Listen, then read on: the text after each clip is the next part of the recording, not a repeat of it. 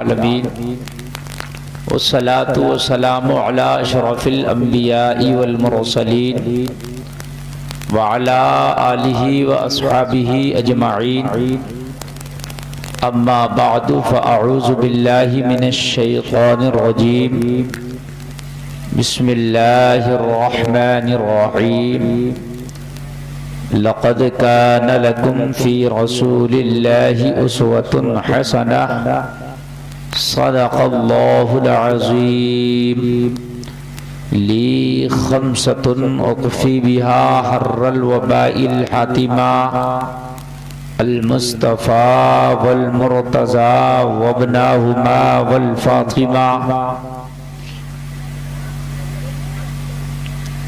یا رسول اللہ گرنے کو ہوں ہاتھ دو غوطہ لگے ساتھ دو ایسو پر ایسی عطا تم پہ کروڑوں درود آقا کیوں کہوں بے کس ہوں میں کیوں کہوں بے بس ہوں میں تم ہو میں تم پر فدا تم پہ کروڑوں درود جھوم کر نبی اور آل نبی کی بارگاہ میں پڑھیں درود شریف اللہم صلی علی سیدنا مولانا محمد وبارک وسلم صلو علیہ صلاۃ و سلام علیک یا رسول اللہ زور سے بولو صلی اللہ علیہ وسلم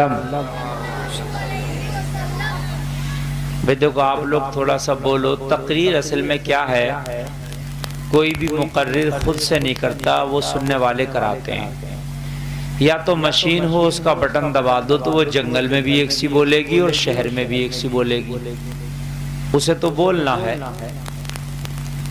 رکھ دو اور اگر انسان ہے تو وہ تقریر تو بڑی چیز ہے اگر قصہ بھی سنا رہا ہو نا قصہ کوئی اور برابر والا ہاں ہوں کچھ نہ کرے تو وہ قصہ بھی نہیں سنا پاتا بات صحیح ہے کہ نہیں ہے یہ تو تقریر ہے اور آپ لوگ جو ہے سنیں تو تھوڑا سا سبحان اللہ الحمدللہ بھی بول دیں لگے تو کوئی نعرہ بھی لگا دیں آپ کو پولیس نہیں پکڑ کے لے کے جائے گی انشاءاللہ میرا وعدہ ہے نعرہ اگر آپ لگائیں گے تو آپ کو ثواب بھی ملے گا نعرہ لگانے کا اور آپ کے حوصلے میں بھی بلندیاں پیدا ہوگا ممبر شریف پہ آپ دیکھ رہے ہیں حضرت علامہ مولانا عظمت صاحب قبلہ تشریف رکھتے ہیں یہ بہت نیک اور بڑے باوقار شخصیت ہیں یہ میرے ساتھی بھی ہیں آج میری کافی عرصہ کے بعد ملاقات ہوئی میری طبیعت خوش ہوئی حضرت مولانا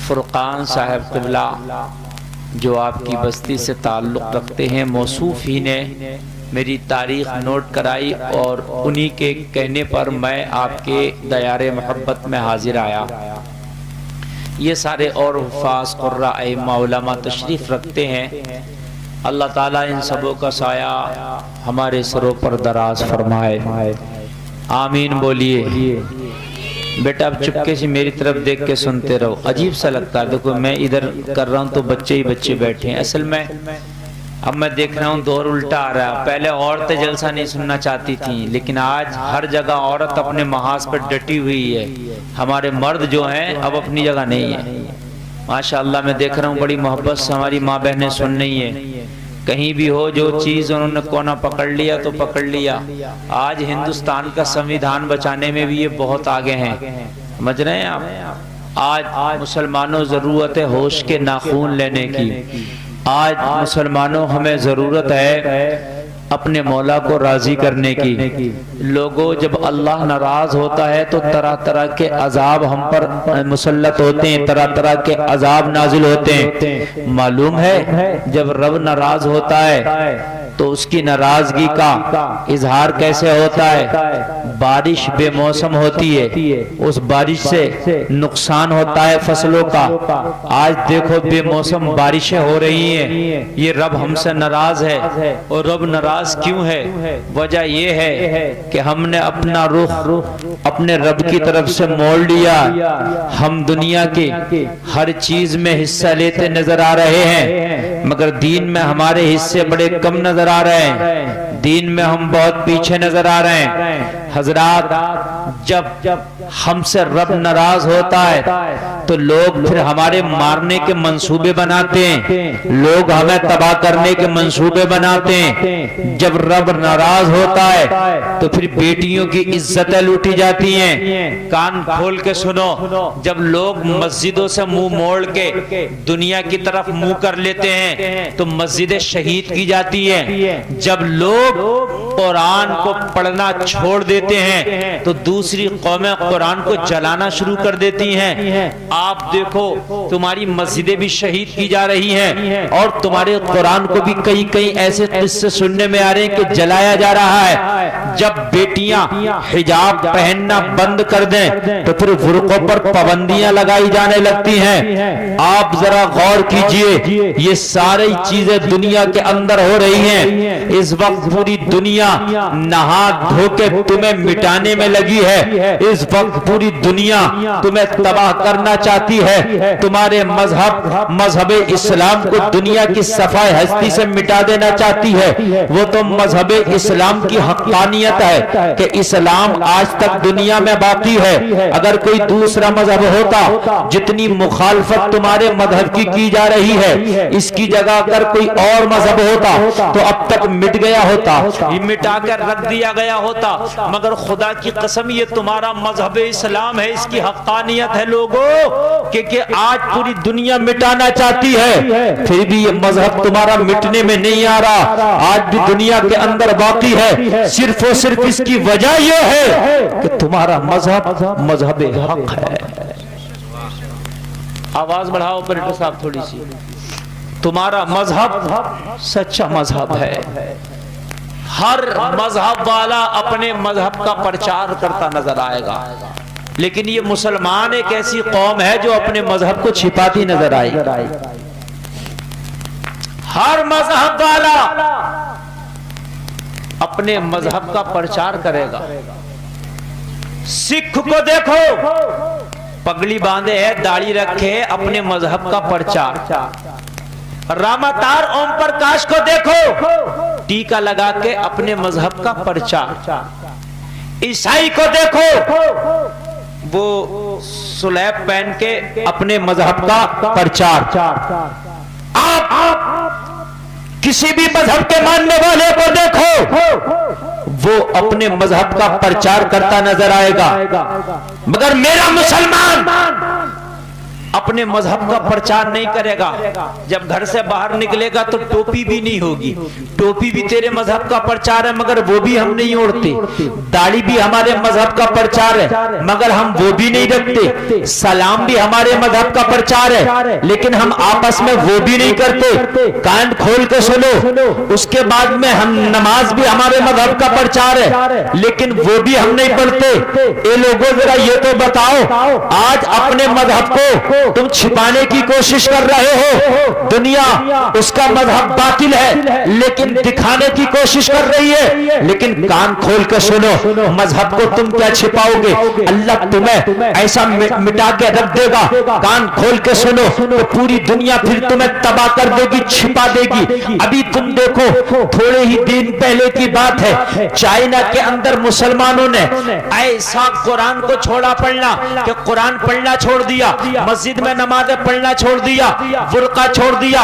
جب نافرمانی پہ اتر آئے تو معلوم ہے تمہیں کیا ہوا؟ چائنا کے اندر مسلمانوں کی بیٹیوں کے پردوں پہ پابندی لگائی گئی۔ پتا تمہیں کیا ہوا؟ مسجد جانے پر پابندی لگائی گئی۔ پتا پھر تمہیں کیا ہوا؟ قرآن پڑھنے پر پابندی لگائی گئی۔ پتا پھر تمہیں چائنا میں کیا ہوا؟ داڑھی رکھنے پر پابندی لگائی گئی۔ جب یہ ساری پابندیاں لگ گئی تو پھر قوم مسلم نے دیکھا کہ اب ہمیں اس ملک سے تباہ کر دینا دینا چاہتے ہیں۔ تو پھر یہ قوم مسلم گڑ گڑائی اور گڑ گڑانے کے بعد میں پھر اپنے روٹے ہوئے مولا کو راضی کیا۔ جیسے ہی مولا کو راضی کیا تو رب نے کہا میرے بندو تم مجھ سے دور چلے گئے، اس لیے دنیا تمہیں مٹانا چاہتی ہے، اب تم پھر مجھے راضی کر رہے ہو تو تمہارا ساتھ دینے کے لیے میں تیار ہوں، میرے بندو ٹینشن نہ لو۔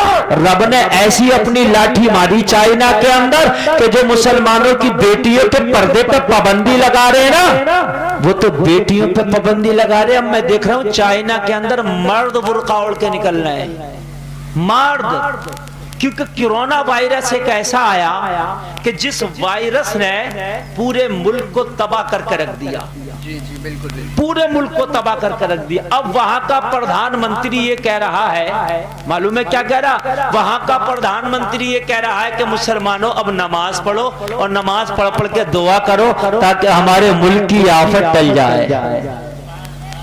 جو پابندی، میں تمہیں مزہ نہیں آ رہا بھائی، تمہارے مزہ نہیں آ رہا، اس کا بیس بڑھاؤ، کچھ بڑھاؤ، کیا کرو؟ ہلکا سا ہاتھ لگاتے ہو پھر چھوڑ دے تو صحیح کرو۔ میں بالکل اس پہ منہ رکھ کے نہیں بولوں گا، میں توجہ کیجیے آپ، میں تقریر شروع کر رہا ہوں، ذرا تھوڑی دیر کے لیے سمجھیے، اس کے بعد پھر آپ کو بہت مزہ آئے گا، بہت اچھے لگے گا، آپ پریشان نہ ہو۔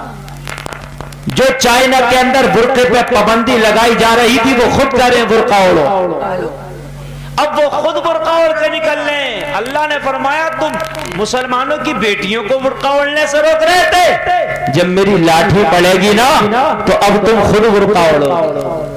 چائنا میں حجاب پہن کے نکلنا ہے۔ لوگوں اپنے رب کو راضی کرو، جس دن تمہارا رب راضی ہو گیا نا، خدا کی قسم کھا کے کہتا ہوں اس دن پھر تمہارا کوئی کچھ نہیں بگاڑ پائے گا۔ ہر جگہ تم ہی تم نظر آؤ گے، ہر جگہ تمہاری ہی کامیابیاں نظر آئیں گی، ہر جگہ تمہاری ہی ترقیاں نظر آئیں گی۔ وہ قرآن جہیز میں سارا جہیز دیا جاتا تو دلہن کے ساتھ ایک قرآن بھی آتا اگر پڑھی ہوئی ہوتی ہے تو، لیکن وہ قرآن آتا تو ہے لیکن آ کر رکھ دیا جاتا۔ موٹر سائیکل جہیز میں آتی ہے، روز چلتی ہے، کار جہیز میں آتی ہے، روز چلتی ہے۔ بات سمجھ رہے ہیں کہ نہیں سمجھ رہے ہیں؟ اگر پیسہ نہ ہو تو چندہ کر کے چلتی ہے، ایسا نہ ہو تو چلتی ہے۔ اور اس کے بعد میں جہیز کے اندر سائیکل آئی تو وہ بھی پہلے، اب تو سائیکل کے زمانے ہی لگ گئے، اب کہاں سائیکل آ رہی ہے، پہلے آتی تھی۔ چارپائی آئی، روز سو رہے ہیں۔ کپڑا آیا، روز پہننا، بلکہ پہن بھی رہا اور گالیاں بھی دیتا جا رہا، کپڑا ہی کہہ دیا، کم سے کم 2 کپڑے اچھے دے دیے ہوتے مجھے۔ بتاؤ میاں ہمیں تو 2 لتے ہی اچھے نہ دیے، تیرے 2 لتے کہتے ہوں گے، کفن کتنا اچھا ہوتا، ذرا یہ بھی تو دیکھ لے۔ کفن کا بھی کوئی برانڈ نہیں ہوتا، کفن بھی تو ایک وائٹ کلر کا ہوتا ہے۔ ایک دن کفن بھی پہننا، وہ لباس بھی ہمارا بازار میں آ کر رکھ گیا ہوگا، ایک دن وہ لباس بھی ہمیں زیب تن کرنا ہے۔ جس نے جیسا دے دیا ماتھے سے لگا کے پہن لے، اگر زیادہ قیمتی زیادہ مضبوط ہوگا تو زیادہ لمبا چل جائے گا، ہارتا ہوگا کم دن چل جائے گا، مگر جتنی بار پہن رہا اتنی بار تانے دے رہا۔ بعض تو یہ ہے کہ جس چیز کو ہاتھ لگا رہا بیوی سے جھگڑ رہا، تیرے ابا نے دیا ہی کیا، یہ ڈبل بیڈ دیا گھنیا، حقیقت بات بتا رہا ہوں میں، صوفہ دیا، یہ کپڑے ایسے دیے، اچھا سب ابا ہی دے گا، تجھے کچھ نہیں کرنا۔ ایک بات بتائیے آپ، بات بات پہ بیویوں کو ٹارچر کرنا، تیرے باپ نے دیا ہی کیا، وہ دیا وہ ایسا ہو گیا۔ ایک تو کہہ رہا تھا اپنی بیوی سے لڑتے ہو، تیرے باپ نے موٹر سائیکل کیسی دی ہے، روز تیل ڈلواتا ہوں اس میں، من کہ یہ بھی اس کے باپ کی غلطی ہے، یہ بھی اس کے باپ کی غلطی ہے کہ روز تیل ڈلوانا پڑ رہا ہے۔ آپ بتائیے، حد ہو گئی۔ اے لوگو، میں نے جو قرآن کی آیت پڑھی ہے اس کا ترجمہ یہ ہے کہ لوگو، اللہ کے رسول کی زندگی تمہارے لیے بہترین نمونہ عمل ہے۔ سمجھ رہے ہیں آپ نے بہت قابل لوگوں کو آگے کر دیا، میں بتاؤں تو بتاؤں، یا تو ایسے ٹیڑھا ہو کے بیٹھوں میں، یا ایسے ٹیڑھا ہو کے بیٹھوں، ہے بڑا مصیبت میں جا۔ نہیں یہ ہٹیں گے نہیں، وہ آئیں گے نہیں، آپ کیا سمجھ رہے ہو؟ یہ ہٹ نہیں سکتے، وہ آ نہیں سکتے۔ ہاں اب تو بس جیسے جہاں بیٹھ کے سن رہے ہو بس وہیں بیٹھ کے سنتے رہو۔ لوگوں کوئی بھی کام کرو، نبی کی زندگی دیکھو کہ نبی نے وہ کام کیسے کیا۔ بات سمجھ رہے نہیں سمجھ رہے ہیں آپ؟ دیکھو بیوی کسی کی بھی ہو، جب تمہارے گھر میں وہ آئی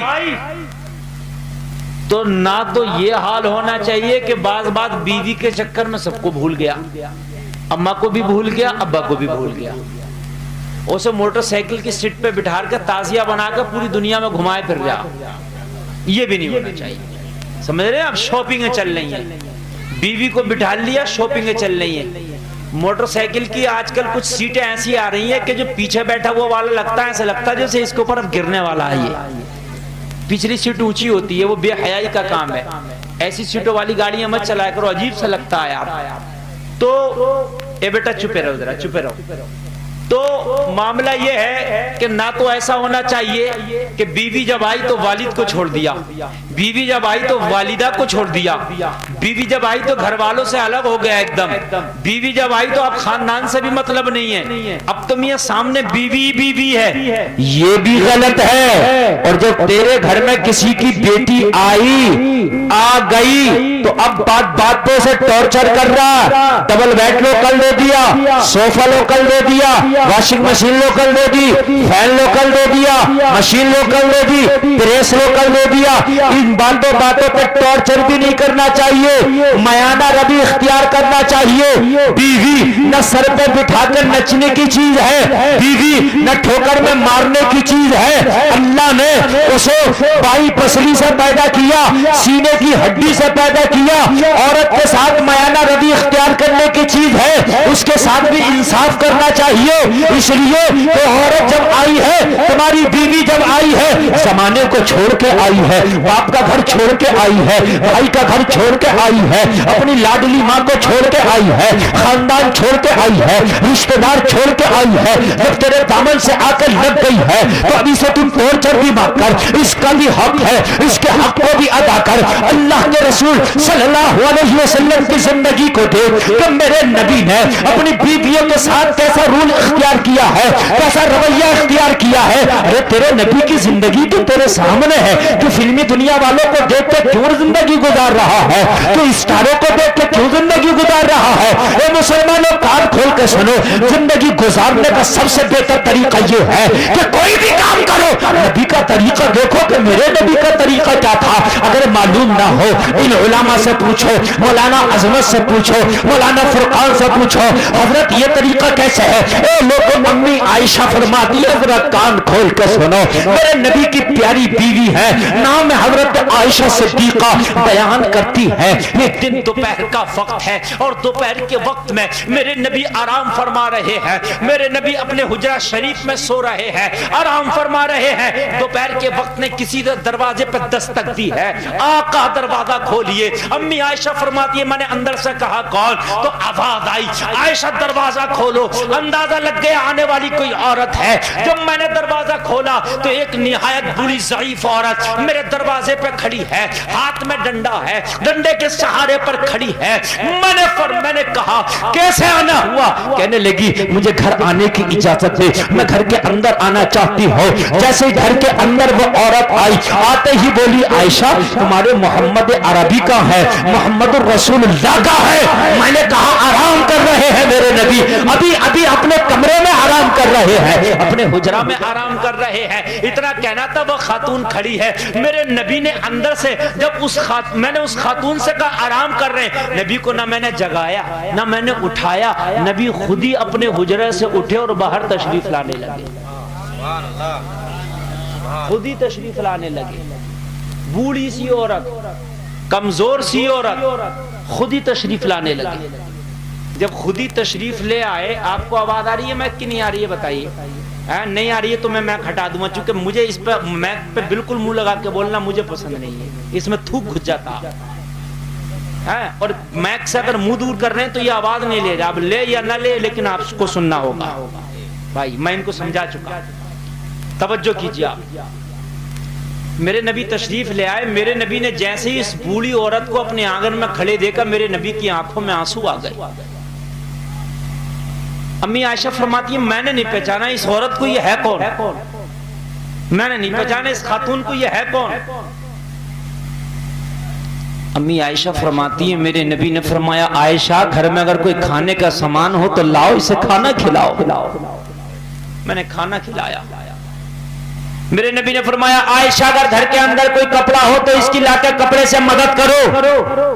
امی عائشہ عرض کرتی ہیں آقا گھر پہ تو کوئی ایسا کپڑا نہیں ہے کہ اس کو پہننے کے لیے میں لا دیتی. ذرا غور کیجئے امی عائشہ نبی کی بیوی, کس کی بیوی؟ جو دونوں جہان کے مالک ہیں. کس کی بیوی؟ جو دونوں جہان کے, زور سے بولو, دونوں جہان کے. اچھا نبی سے زیادہ مالدار کوئی ہو سکتا مسلمانوں؟ میرے نبی تو جنت کے بھی مالک ہیں. میرے نبی تو سونا اور چاندی کے جو پہاڑ ہیں ان کے بھی مالک ہیں. میرے نبی تو کائنات کے مالک ہیں. میرے نبی چاہتے تو میرے نبی کی بیویاں سونا اور چاندی کے برتنوں میں کھانا کھاتی. میرے نبی چاہتے تو نبی کی بیویاں روزانہ جنت کا لباس فرشتے لاتے اور بیویاں پہنتی. بولو ہوتا کہ نہیں ہوتا؟ لیکن نبی نے فرمایا عائشہ کوئی تمہارا استعمال کیا ہوا کپڑا ہو, یوز کیا ہوا کپڑا ہو, وہ لا دو, مدد کر دو, کپڑا دے دو. امی عائشہ عرض کرتی ہیں آقا میرے پاس کوئی کپڑا ہی نہیں ہے جو لا کے مدد کر دو. اللہ اللہ, میرے نبی کی بیوی اور عرض کر رہی ہیں آقا میرے پاس کپڑا نہیں ہے کہ جو لا کے مدد کر دو. ذرا غور کیجیے آج ہمارے گھروں کے اندر ہماری بھی بیویاں ہیں, ہماری بھی بیٹیاں ہیں. ایک بار میں پکڑ کے پوچھ لو بتا بہن تیرے پاس کتنے کپڑے, تو جب تک حساب نہ لگا گی بتا نہیں سکتی. یہ بتا دے کالا والا, نیلا والا, پیلا والا, اس کی شادی والا, اس کی شادی والا, یہ خود بھی جو ہے کنفیوز ہو جائے گی اور کچھ دیر کے بعد بتائے گی. بھائی یہ بات حقیقت ہے کہ نہیں ہے؟ کچھ دیر کے بعد بتائے گی. ان سے پوچھو بیٹیوں سے کہ نماز کتنی پڑھ رہی ہے, تم پہ کپڑے تو 15 جوڑی ہے, 10 جوڑی ہے, تو بھی حساب لگائیں گے. پچھلے جمعہ کو پڑھی تھی, اس کے بعد اتوار کے دن بھی پڑھی تھی. حقیقت بتا رہے, حقیقت بتا رہے. کپڑوں کا یہ حال ہماری بیٹیوں بہنوں پر 20 جوڑا. نمازوں کا یہ حال کہ ہفتے میں 1-2 نماز. نبی کی بیوی پہ کپڑا نہیں ہے کہ پرانا کپڑا لا کر کے اس کو مدد کر. ذرا غور کیجیے, ایک صحابی رسول میرے نبی کے پیچھے روزانہ فجر کی نماز پڑھتے اور فجر کی نماز پڑھنے کے بعد صحابی رسول دعا مانگے بغیر چلے جاتے. میرے نبی سے کسی نے شکایت کی آقا یہ آپ کا غلام نماز پڑھتا ہے مگر دعا میں شامل نہیں ہوتا, آقا بنا دعا کیے چلا جاتا. میرے نبی نے دوسرے دن طلب کر لیا. جیسے ہی صحابی رسول اٹھے نبی نے فرمایا اے میرے غلام ذرا یہاں, اے میرے صحابی ذرا یہاں. نبی کی بارگاہ میں حاضر ہو کر بیٹھ گئے. میرے نبی نے فرمایا بتا روزانہ فجر کی نماز پڑھتا ہے دعا کیوں نہیں کرتا؟ بنا دعا کے کیسے چلے جاتے ہو؟ اٹھ کے عرض کرنے لگے آقا کون نہیں چاہے گا کہ آمینہ کا لال دعا کرے, اس کی دعا پہ ہر بندہ آمین بولے. ارے کون نہیں چاہے گا کہ آپ کی دعا میں شامل ہو؟ آقا میری بھی تمنا ہے کہ میں آپ کی دعا میں شامل ہوں. آقا میں بھی چاہتا ہوں کہ آپ کی دعا میں شامل ہوں. تو کہا پھر چلا کیوں جاتا ہے؟ نبی نے فرمایا, نبی کی بارگاہ میں غلام نے عرض کی آقا وجہ یہ ہے کہ میں اور میری بیوی دونوں کے پاس ایک ہی جوڑا کپڑا ہے. آقا میری بیوی جب میں نماز پڑھنے کے لیے آتا ہوں تو میری بیوی نے گھر میں گڈھا کھود لیا ہے, میری بیوی گڈھے میں بیٹھ جاتی ہے اور میں نماز پڑھنے کے لیے کپڑا پہن کے آ جاتا ہوں. میری بیوی گڈھے میں بیٹھ کے میرا انتظار کرتی ہے کہ میں جلدی نماز پڑھ کے جاؤں گا تو اپنی بیوی کو کپڑا نکال کر دوں گا, میں گڈھے میں بیٹھوں گا, میری بیوی نماز پڑھے گی. آقا اس لیے جلدی چلا جاتا ہوں نماز پڑھ کے کہیں سورج نہ نکل آئے, جا کے اپنی بیوی کو یہ لباس نکال کے دیتا ہوں. میری بیوی اسے پہنتی ہے پھر نماز پڑھتی ہے. آقا ہمارے دونوں کے پاس ایک ہی جوڑا کپڑا ہے. ارے کل میاں بیوی کے پاس دونوں کے پاس ایک جوڑا کپڑا ہوتا تھا, نماز ایک خزانہ ہوتی تھی. آج ہماری بہنوں بیٹیوں کے پاس 10 جوڑی کپڑا ہے مگر نماز ایک نہیں پڑھی جا رہی. بتائیے مجھے کتنے افسوس کی بات ہے. مسلمانوں تھوڑی دیر ذرا توجہ کرو. صوفہ آپ نے دیکھا ہوگا, یہ صوفہ جیسا میں بیٹھا ہوں ایسا ہی صوفہ, اس میں کوئی فرق نہیں ہے. جو میں بات کہہ رہا ہوں بس اس کو سنیے آپ. نبی کی بیوی پہ اتنا کپڑا نہیں کہ کپڑے سے مدد کر دیں، غور کر، اتنا کپڑا نہیں، بلکہ امی عائشہ یہ فرماتی ہیں کہ جس دن نبی کا وصال ہوا اس دن وصال والی رات میں نے چاہا کہ میں اپنے گھر میں چراغ جلاؤں، تو فرماتی ہیں کہ میرے گھر میں اتنا تیل نہ تھا کہ میں اپنے گھر کا چراغ جلا دیتی، میں نے پڑوس سے قرضہ لیا تیل، اور اس کے بعد میں اپنے گھر کا چراغ جلایا۔ نبی کی پیاری بیوی فرماتی ہیں، امی عائشہ نے عرض کی یا رسول اللہ میرے پاس تو نہیں ہے کپڑا کہ میں اس کی مدد کر سکوں۔ میرے نبی نے فرمایا عائشہ گھر کے اندر چلی جاؤ، میری نبوت والی چادر ہے اسی کو اٹھا لاؤ، وہی چادر انہیں دے دو۔ میرے نبی نے نبوت والی چادر امی عائشہ سے منگوائی، اور منگوانے کے بعد وہی چادر امی عائشہ سے کہا انہیں دے دو۔ میرے نبی نے نبوت والی چادر دے دی، کھانا بھی کھلا دیا، نبی نے چادر بھی دے دی۔ نبی نے فرمایا عائشہ اب گھر کے اندر اگر پیسے ہوں تو پیسے بھی لے کے آؤ، اور پیسے لانے کے بعد بھی مدد کرو۔ امی عائشہ فرماتی ہیں میں گھر کے اندر گئی، جو بھی پیسہ روپیہ تھا رکھا تھا میں نکال کے لائی، اور لانے کے بعد میں نے وہ بھی پیش کر دیے۔ آقا نے کھانا بھی کھلایا اس خاتون کو، آقا نے اپنی چادر بھی عطا کی اس خاتون کو، آقا نے گھر کے اندر جو نقدی رکھی تھی، جو روپیہ پیسہ رکھا تھا اس وقت کی کرنسی کے حساب سے نبی نے وہ بھی دے کے مدد کر دی۔ وہ خاتون اب عرض کرنے لگی آقا مجھے اجازت دو میں واپس جانا چاہتی ہوں۔ میرے نبی نے خاتون کو اجازت دی، دروازے تک چھوڑنے کے لیے میرے مصطفیٰ پہنچے ہیں، دروازے پہ میرے نبی پکڑ کے کھڑے ہو گئے، نبی روتے جا رہے ہیں، اشک بہاتے جا رہے ہیں، وہ خاتون گھر سے واپس جا رہی ہے۔ جب میرے نبی کی نگاہ سے وہ خاتون اوجھل ہو گئی، اوجھل نبی کی نگاہ سے اوجھل ہو گئی، تو میرے نبی دروازہ بند کر کے گھر واپس آئے۔ بہت دیر تک میرے نبی کی حالت بڑی غیر تھی، میرے نبی بیٹھے ہیں، جب تھوڑا حالت میں سدھار پیدا ہوا، میرے نبی کے آنسو تھوڑے کم ہوئے، تو امی عائشہ عرض کرتی ہیں کہ میں نے مصطفیٰ کی بارگاہ میں بڑے ہلکے انداز میں، بڑی ہلکی سی آواز میں عرض کی آخر کار وہ عورت کون تھی کہ جس کے لیے آپ اتنا آنسو بہا رہے ہیں؟ آقا وہ عورت کون تھی جس کی آپ نے 3 طرح سے مدد کی، کھانا کھلا کے مدد کی، کپڑا دے کے مدد کی، پیسہ دے کے مدد کی۔ یہ لوگ ذرا غور کرو، میرے نبی فرماتے عائشہ وہ عورت کوئی اور نہیں، میری پہلی بیوی خدیجہ الکبریٰ کی سہیلی تھی، میری بیوی خدیجہ الکبریٰ کی۔ اے بھائیوں کیا بات آ رہے بھائی، یہ کمیٹی والے کر کیا رہے ہیں یار، میری بات سمجھ میں نہیں آ رہی ہے۔ اچھا پہلے کر لو تم چلے جائیں، مجھے شکوہ نہیں ہے، چونکہ جانے والے کو کوئی نہیں روک سکتا، جانے والے کو کوئی روک ہی نہیں سکتا۔ کچھ لوگ ہاسپٹل ہو کے جاتے ہیں، انہیں بھی کوئی نہیں روک سکتا، نہیں جاتے ہیں ہاسپٹل سے ہوتے ہوئے جاتے ہیں، اور پھر وہ کبھی آتے بھی نہیں ہیں، انہیں بھی کوئی نہیں روک سکتا، کوئی اچانک سے تو جانے والے کو کوئی نہیں روکتا، جو جا رہے بھائی جائیں، لیکن جو بیٹھ کے سننے وہ سنیں۔ حضرت تشریف لے آئے، سبحان اللہ بولیے۔ دیکھو بھائی تقریر جب ہی ہوگی جب آپ سنیں گے، جب آپ سنیں گے نہیں تو ہم کریں گے کیا؟ بات سمجھیے، کس کے سامنے کیا کسے سنائیں یار، بات سمجھیے، جب تم سننے تیار نہیں ہوگے تو کسے سنائیں گے؟ کل کو بیڑی پی کے کہہ دو کہ چوراہے پہ مفتی گلفام آئے، مزہ نہیں آیا، صحیح نہیں بولے، یہ نہیں کہے گا کہ میں نے صحیح نہیں سنا۔ بات سمجھو یار، میں کہاں تقریر کر رہا تھا بتائیے، سب ختم ہو، یہی تو بات ہے، کیا فائدہ تقریر کا؟ آپ نہیں بولیے، آپ اسٹیج والے ہیں، آپ کو تو سب کچھ پتہ ہی ہے، میں ان سے پوچھ رہا ہوں، سب ختم ہو گیا نا معاملہ۔ سنی نہیں، صوفہ آ گیا، صوفے کو دیکھ رہے ہیں، مکھی چلی گئی تو امریکہ کی تو نہیں ہے، اسے دیکھ رہے ہیں، موٹر سائیکل آ گئی اسی کو دیکھ رہے ہیں۔ یار اللہ کے بندو، میں جو بات بتا رہا ہوں تمہارے نبی کی تاریخ پیش کر رہا ہوں، نبی کی سیرت پیش کر رہا ہوں، قرآن و حدیث کی بات بتا رہا ہوں، یار توجہ سے سنو، سمجھ رہے ہیں؟ ان سے مجھے کیا شکوہ ہے، بیچارے یہ کیا سنیں گے، یہ کیا بتائیں گے، یہ تو ٹھیک ہے۔ میں پیش کر رہا تھا کہ نبی نے فرمایا یہ جو خاتون آئی تھی میری پہلی بیوی خدیجہ کی سہیلی تھی، جس کی میں نے اس طرح سے مدد کی۔ میرے نبی فرماتے ہیں جب خدیجہ اس وقت وصال کر گئی تھی، میرے نبی فرماتے ہیں جب خدیجہ کے سامنے یہ خاتون آیا کرتی تھی تب خدیجہ بھی اس کی اسی طرح مدد کیا کرتی تھی، میں نے بھی اسی طرح مدد کی تاکہ میری خدیجہ کی روح قبر میں ٹھنڈی ہو جائے۔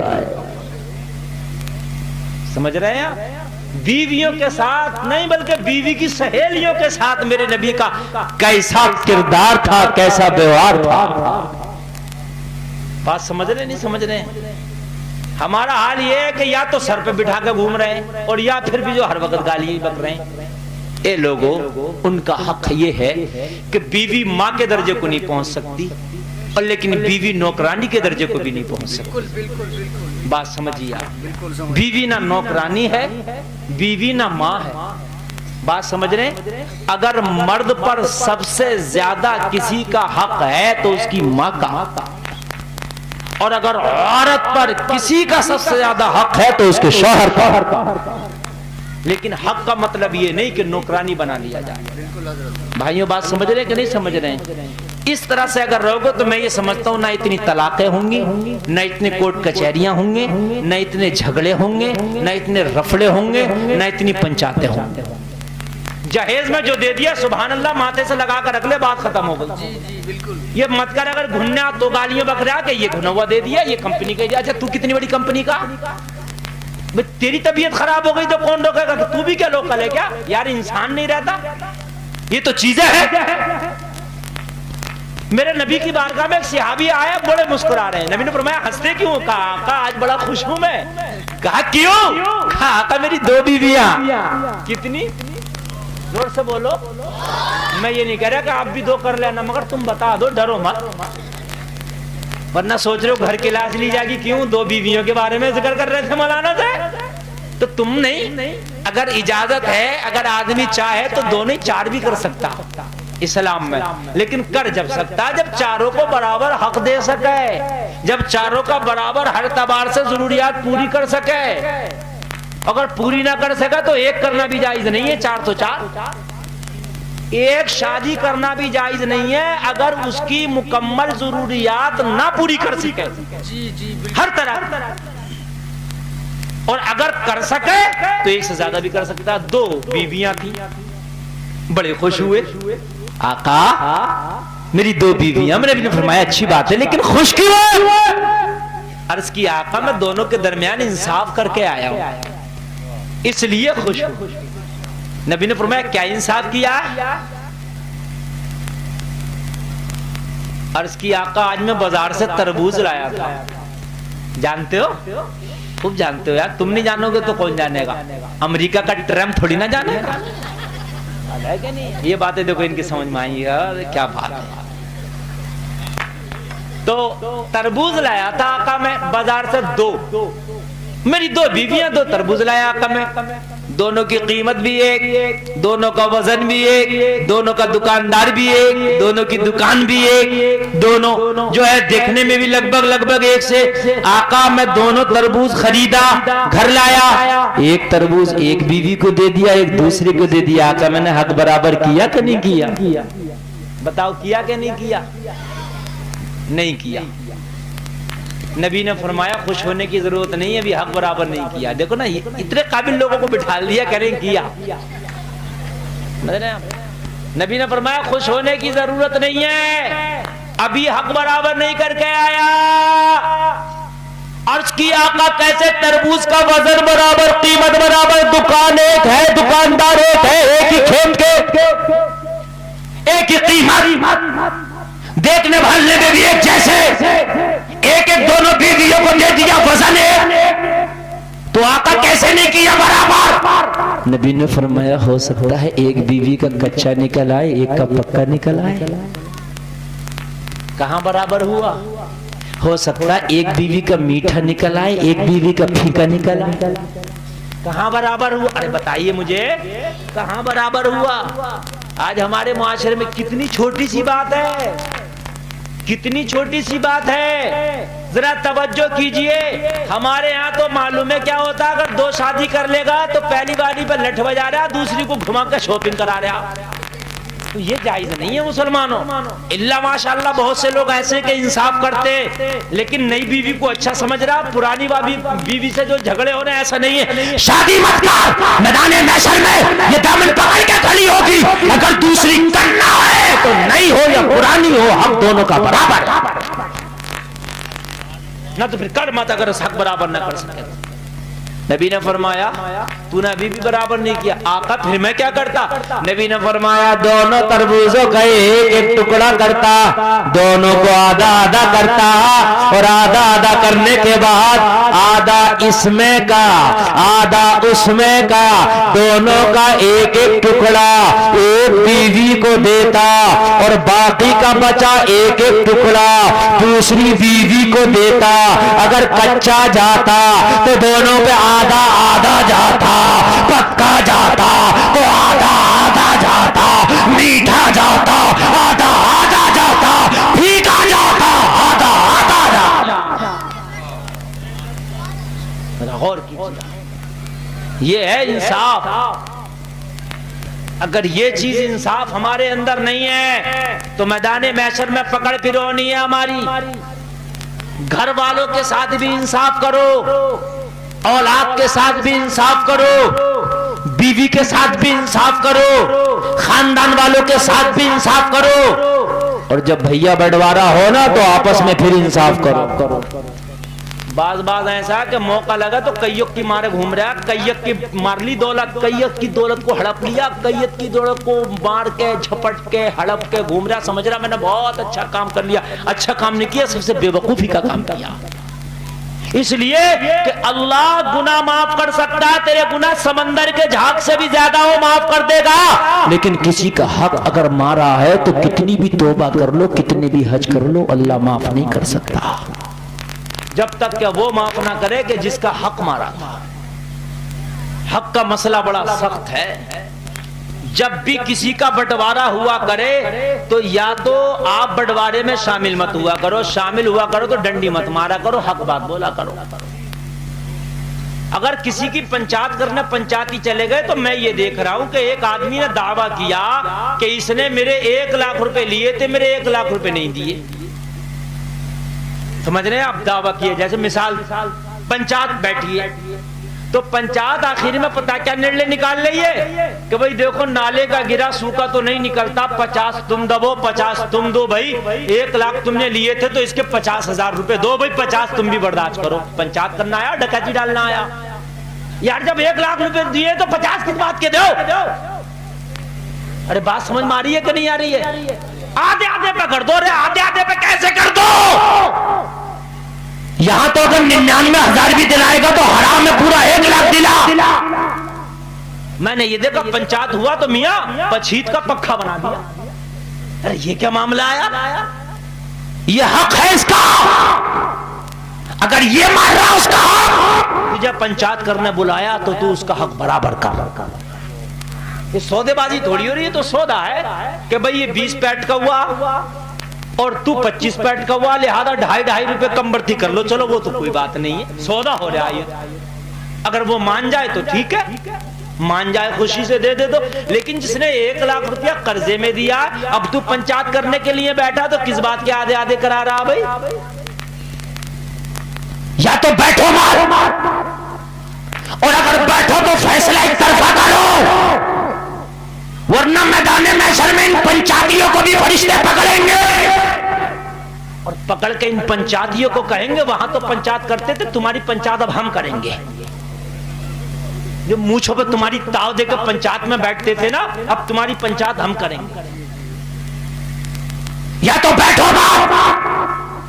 اور بیٹھو تو پھر حق بات کہو. میں نے کیا کہا آپ کے سامنے کہ کوئی بھی کام کرو یہ دیکھو کہ اللہ کے رسول نے کیسے کیا تھا. انشاءاللہ کبھی ماری نہ کھاؤ گے. اللہ کے رسول نے بھی پنچایتیں کی ہیں, توجہ ہے, اللہ کے رسول نے بھی پنچایتیں کی ہیں, فیصلے کیے. اللہ کے رسول کی بارگاہ میں پنچایت لے کے آئے 2 لوگ, ایک آنے والا یہودی تھا اور ایک مسلمان. سینچائی کا معاملہ تھا. سینچائی جانتے, یہی پانی انہی دینے والا مسئلہ, کھیتوں والا. ہمارے تو کھیتوں کے رگڑے جھگڑے بہت چل رہے ہیں, گیہوں لگے تو اس والے نے کاٹ لیے, دھان لگے تو اس نے پوری پتیل. سمجھ رہے ہیں؟ اس مینڈ میں پتہ نہیں کیا رکھا, وہی کشمیر کا کونا لگ رہا ہے جسے دیکھو مینڈ پہ پلا پڑ رہا, اندر کھیت میں کچھ نہیں ہو رہا. یہ بھی حق مارنا, جان بوجھ کے مینڈ نہ کاٹو, جان بوجھ کے چکھوٹ تک نہ کرو. وہ جو مینڈ کاٹ رہا نا یہ بھی تیرے اوپر لکھی جا رہی ہے. مینڈ مت کاٹے، نہ یہ کاٹے نہ یہ کاٹے۔ اللہ کے رسول کی بارگاہ میں دو شخص آئے، ایک یہودی ایک مسلمان۔ آقا ہم دونوں میں جھگڑا ہے، دونوں میں کیا ہے؟ جھگڑا۔ اچھا ایک بات اور بتاؤ، جب جھگڑا ہو رہا تھا نا تو یہودی کیا بولا؟ چل تیرے نبی کے پاس چلتے ہیں فیصلہ کرانے۔ تو مسلمان بولا میرے نبیوں فیصلہ کرانے تو جا رہا؟ بولا کیا کروں، میں نے زندگی میں ان سے سچا بھی تو کوئی نہ دیکھا۔ بولو نا یار سبحان اللہ، فیصلہ کس سے کراؤں؟ میں نے اپنی زندگی میں ان سے سچا بھی تو کوئی نہ دیکھا، میں نے اپنی زندگی میں ان سے امین بھی تو کوئی نہ دیکھا، میں نے اپنی زندگی میں ایسا صادق بھی تو کوئی نہ دیکھا، میں نے وعدہ وفا کرنے والا بھی تو نہ دیکھا۔ چلتے رہے نبی کی بارگاہ میں، دونوں پہنچے، نبی نے فرمایا کیسے آنا ہوا؟ آقا دونوں کے درمیان جھگڑا، اپاچی کو لے کر کے، پانی کے میٹر کو لے کے، آقا فیصلہ فرما دیں۔ میرے نبی نے فیصلہ یہودی کے حق میں دے دیا، کیونکہ اس وقت اس کی بات صحیح تھی۔ نبی نے یہ نہیں دیکھا یہ مسلمان ہے یہ یہودی ہے، نبی نے یہ دیکھا کہ حق کیا ہے۔ ہمارے ہاں کیا ہے کہ اگر ہم پہنچ گئے تو میرا خاندانی یا میرا بھیا بھتیجا یا میرا اپنا بالکل زندہ ڈکیتی پڑا ہوا، اور وہ بیچارہ بالکل حق میں، لیکن میرا اس سے کوئی رشتہ نہیں ہے، تو کیا اسی کی سے رہا ہوں؟ یار یہ کیا طریقہ ہو گیا بھائی؟ کیا اسی کی سے رہا ہے؟ یہ دیکھ بھیا ہو بھتیجا ہو ابا ہو کوئی بھی ہو، حق کدھر ہے؟ جدھر حق ہو ادھر کی بات کہہ۔ جھگڑا ہو گیا دو لوگوں میں تمہارے گاؤں میں، اب جس کا خاندانی آ رہا مار گالیاں بکتا ہوا، بندوق تمنچے چپلے ہڈا مار، یہ نہیں دیکھ رہا کہ ہے کون غلطی پر ہے، آ کے پوچھ رہے نا میرے بھیا کو مار رہا۔ ابے تیرا بھیا کو مار رہا پوچھ تو لے، تیرا بھیا ہی تو غلط نہیں ہے۔ اگر یہ چیزیں ہم سوچنے لگے تو شاید ہمارے جھگڑے ختم ہو جائے۔ سمجھ رہے ہیں؟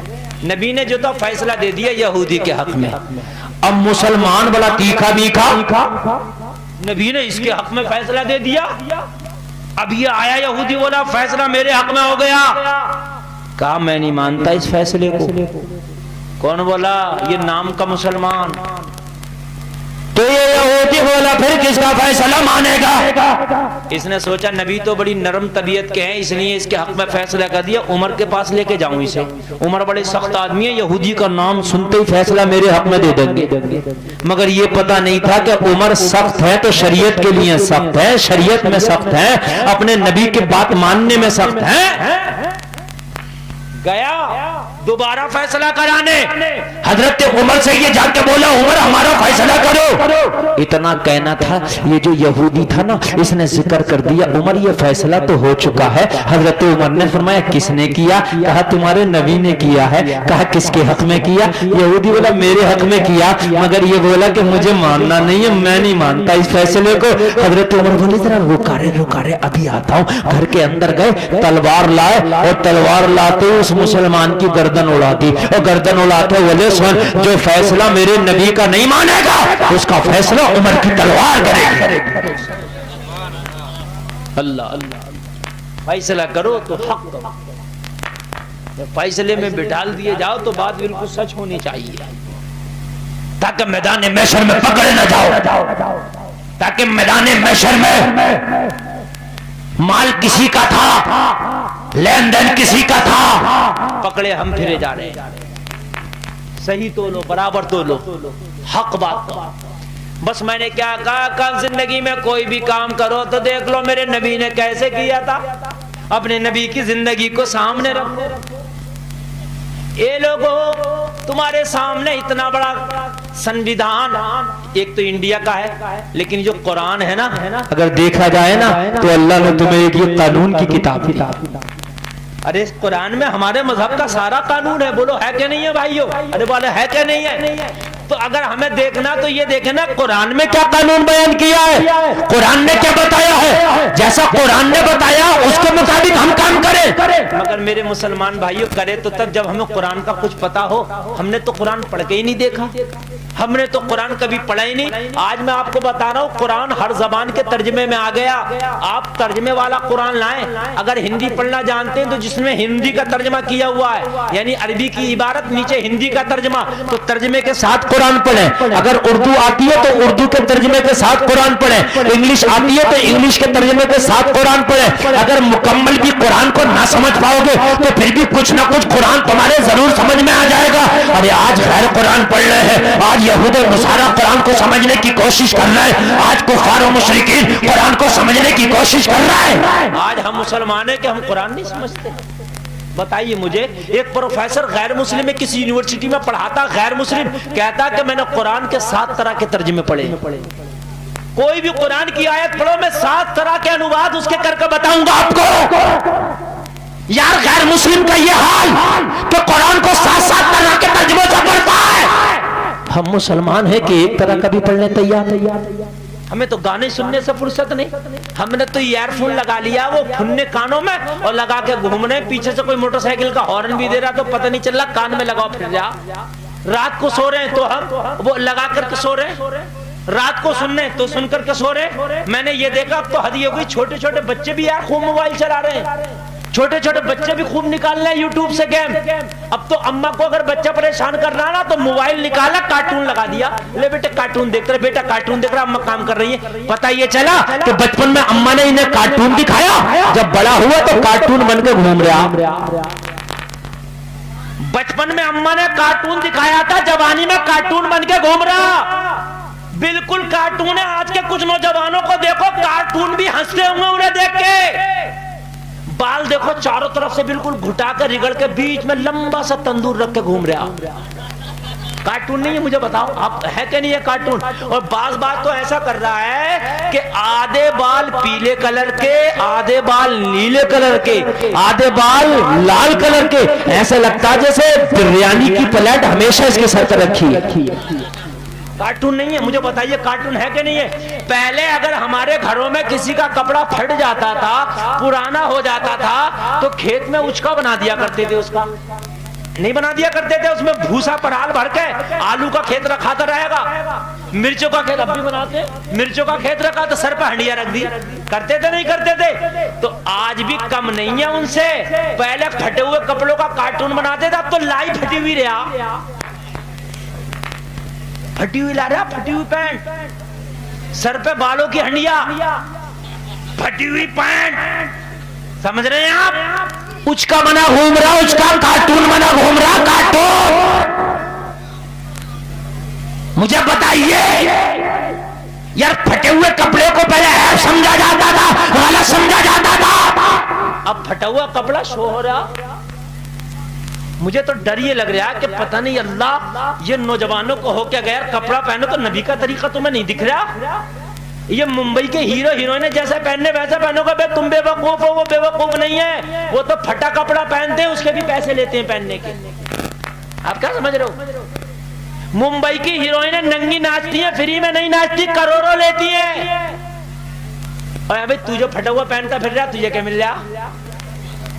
یار ایک بات بتا, وہ پھٹا ہوا پہننا تو چل دنیا میں تو ایش کر رہا پھٹا ہوا پہن کے. بات سمجھو یار میری بھائی, اس نے پھٹا ہوا کا ایک ہیروئن نے اپنا آدھا بدن دکھا کر گانا گایا, اسے کئی کروڑ مل گئے.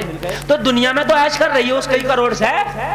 ارے دنیا کے اندر تو اس کی جنت ہے, مرنے کے بعد تو جہنم میں جائے گی. چلو لیکن دنیا میں تو جنت ہے, مگر مجھے تو یہ تو بتا دے, تو اپنی پینٹ پھاڑ کے کیوں مجنوں بنا گھوم رہا, تجھے کیا مل رہا؟ نہ لینا ایک نہ لینا دو, عجیب بے وقوفی ہے, گھوم رہے ہیں. یار اسے تو پیسے مل رہے, تجھے کیا گھوم. بھائیو بات, ارے بھائیو بات ہے کہ نہیں ہے؟ اچھا چلو, تمہیں اگر پیسے مل رہے ہو حرام جب بھی ہے, میں یہ نہیں کہہ رہا جائز ہے. اگر پھٹی ہوئی پینٹ پہننے میں تمہیں پیسہ مل رہا ہے, حرام جب بھی ہے, مگر کم سے کم ایک کام تو ہو رہا ہے, دنیا تو مل رہی ہے. بھئی ایک بات تو سمجھ میں آ رہی ہے, دنیا تو حاصل ہو رہی ہے, بھائی بات ہے کہ نہیں ہے؟ لیکن پتہ یہ چلا نہ خدا ہی ملا, نہ وصال صنم, نہ ادھر کے رہے نہ ادھر کے رہے, نہ ہیرو بن سکے نہ ہیروئن بن سکے. پتہ یہ چلا کہ وہ ہیرو بن کے کچھ کما تو رہا, تو پھٹی ہوئی پینٹ کر کے کیوں گلیاروں میں اپنی مٹی خراب کر رہا؟ ایک بات بتا مجھے, ہیرو نے پھاڑی تو خود بھی پھاڑ لیا.